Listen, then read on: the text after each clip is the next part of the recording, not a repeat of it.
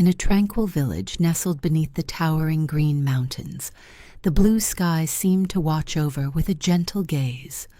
Villagers ambled along dusty roads, their faces serene, reflecting the calm embrace of their surroundings.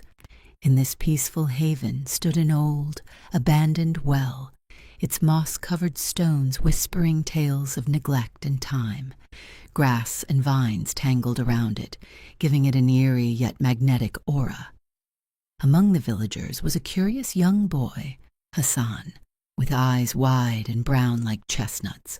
His hair frequently looked like it had been tousled by the wind, and he cradled a small injured bird with a broken wing near the ancient well.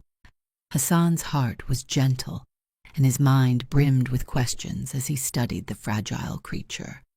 Needing wisdom, Hassan sought out Asim, a wise elder who often sat under a sprawling tree in the square.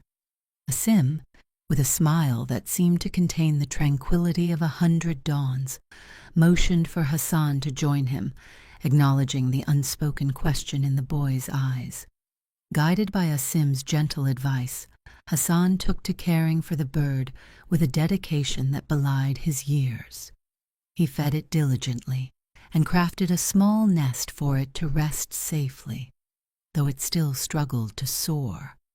That night, under the serene luminescence of a sky dusted with stars, Hassan found himself near the well once more. Faint whispers danced on the night air, weaving between shadows and moon's beams to reach his ears. Though fear tickled his spine, courage ignited in his heart, prompting him to call out into the unknown. "Who's there?" The next morning, under a sky blushing with the promise of a new day, villagers gathered around the well, lanterns flickering in the early light.